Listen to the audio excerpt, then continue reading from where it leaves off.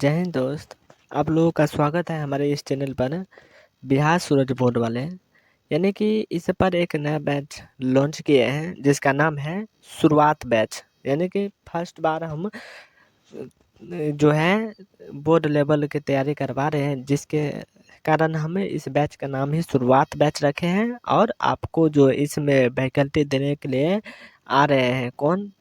सूरज sir. यानी कि मेरा ही नाम है सूरज सर। तो चलिए आगे हम बैच के अंदर पढ़ाई करते हैं। मेरे साथियों, आज हम जो जानेंगे वह इसका नाम क्या है? प्लांट यानी पौधा। प्लांट के बारे में जानेंगे, पौधा के बारे में, कि कोई भी पौधा जो है वह अपने जीवन अवधि में, यानी कि कोई भी पौधा वह अपने जीवन अवधि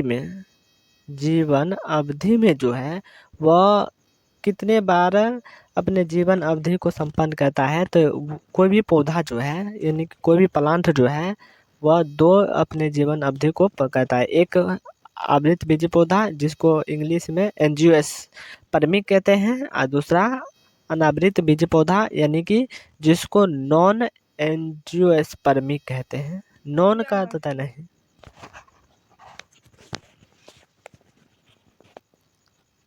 एक होता है अनावृतबीजी पौधा, यानी कि जिसको इंग्लिश में कहते हैं नॉन एंजियोस्पर्मिक। यानी कि इसी से रिलेटेड हम बताएंगे कि कैसे कोई भी पौधा जो है एंजियोस्पर्मिक होता है और कैसे कोई भी पौधा जो है वह नॉन एंजियोस्पर्मिक होता है। और हम जानेंगे कि आवृतबीजी पौधे जो होते हैं वह उसका विशेषताएं क्या है, इसके बारे में जानेंगे। तो चलिए हम शुरू करते हैं। पहले मेरे दोस्त मैं शुरू करना चाहूँगा कि आवृतबीजी बीजी, यानी कि जिसमें जो है आवृत होना चाहिए, यानी कि अपने ऐसा पौधा जो अपने जीवन काल में कभी ना कभी पुष्प का निर्माण करे। यानी कि कोई भी ऐसा पौधा है, कोई भी ऐसा ट्री है जो आप देखे होंगे कि अगल बगल में अगर फूल का निर्माण करता है, यानी कि अगर उसमें फल लगता है, फूल बनेगा तो फल भी उसमें लगेगा ही लगेगा। तो ये अगर क्रियाएं होता है इसमें, यानी कि ये अवस्थाएं वह संपन्न करता है, तो उसे हम बोलेंगे क्या? तो एंजियोस्पर्मिक, यानी कि आवृतबीजी पौधे। ठीक, चलिए नेक्स्ट है अनावृतबीजी पौधे, यानी कि नॉन एंजियोस्पर्मिक, यानी कि ऐसा पौधा जो अपने जीवन काल में कभी नहीं पुष्प का निर्माण करता है। यानी कि हो गया बड़े बड़े रेस्टोरेंट आप देखेंगे कि सजावटी के रूप में ये पौधा पाए जाते हैं।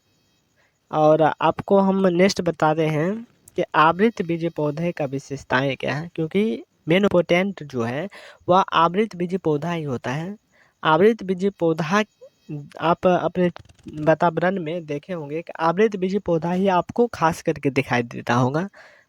यानी कि अनावृतबीजी जो पौधा है वह एक सजावटी के रूप में आपको मिलेगा, खास करके वह जंगली इलाके में ही मिलेगा। तो चलिए हम बताते हैं कि आवृतबीजी पौधे की जो विशेषताएं हैं वो क्या क्या हैं। तो आवृतबीजी पौधे की विशेषताएं में सबसे पहला है कि इनके जीवन काल में, यानी कभी ना कभी पुष्प का निर्माण हो। अगर कोई भी ऐसा पौधा है जो अपने जीवन काल में कभी ना कभी पुष्प का निर्माण करता है, तो इसका मतलब हम समझ जाएंगे कि वो क्या है? आवृतबीजी पौधा है। यानी कि ये क्या है? आवृतबीजी पौधा कहलाएंगे। दूसरा विशेषता है कि इनके जीवन काल में दो अवस्थाएं आता है।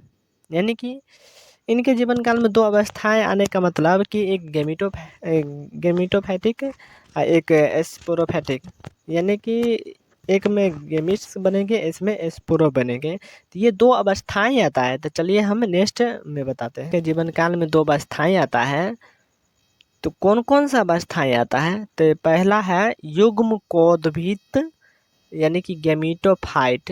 एगो चीज़ आप ध्यान दीजिएगा कि गेमिटोफाइट जो है, युग्मकोद्भिद जो है यानी कि गेमिटोफाइट, वह यन होता है। यन कहने का मतलब है कि हैप्लॉइड नहीं है, वह हैप्लॉइड है। यानी कि इनके अंदर युग्म कोदबित ही हो रहा है, ना कि यह निषेचन की क्रिया करके संपन्न हो गया है, ये नहीं। ठीक। दूसरा है कि बीजाणुद्भिद यानी कि इंग्लिश में बोलते हैं स्पोरोफाइटिक अवस्था। स्पोरोफाइटिक अवस्था जो है वह 2n प्रकार के समझ ही गए होंगे कि यानी कि ये जो है क्या होते हैं, द्विगुणित होता है।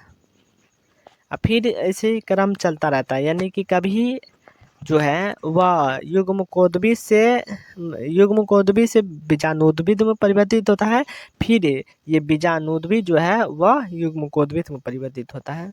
यानी कि ये जो चक्र जो है ये चक्र चलते ही रहता है। ठीक, चलिए आगे बढ़ते हैं। तीसरा इसका विशेषता है कि इन पौधा में क्या होता है, तो डबल फर्टिलाइजेशन यानी कि दोहरा निषेचन होता है, डबल फर्टिलाइजेशन। जब भी आप देखिएगा कि पौधा जो होता है आवृत बीज पौधा, उसमें डबल फर्टिलाइजेशन की क्रिया होता है, यानी कि एक ही साथ जो है 2 बार क्या होते हैं, तो निषेचन होते हैं, एक ही साथ 2 बार निषेचन हो जाते हैं। तो डबल फर्टिलाइजेशन की क्रिया भी इसी पौधा में हो जाता है। नेक्स्ट है कि इनमें संवहन ऊतक पाए जाते हैं। संवहन ऊतक मतलब कि जाइलम फ्लोएम की बात किया जा रहा है कि जाइलम फ्लोएम जो जल को जाइलम जो है जाइलम जो है वह जल को वाहन करता है, और फ्लोएम जो है वह प्रकाश संश्लेषण में जो है भोजन जो बनता है उसको ले जाने की कार्य करता है। तो ये तो हो गया जाइलम फ्लोएम के बारे में। हम जो आपको ये छोटा सा जानकारी दिए, आप ज़रूर इस पर फीडबैक ज़रूर दीजिएगा, तो थोड़ा सा और हम इसमें चेंजेस करेंगे, थोड़ा सा और ज़रूर आए। आप इसमें कमेंट में ज़रूर आप अपना राय ज़रूर इसमें कमेंट कीजिएगा और बताइएगा कि हमारा किस चीज़ का गलती है, किस किस में गलती है। आप हमें गलतियां ढूंढ कर बताइएगा, और हो सके तो सब्सक्राइब लाइक शेयर जरूर कीजिएगा। चलिए इसी के साथ हम वीडियो को समाप्त करते हैं। जय हिंद, वंदे मातरम। फिर मिलेंगे नेक्स्ट क्लास में। अभी के लिए इतना ही। जय हिंद।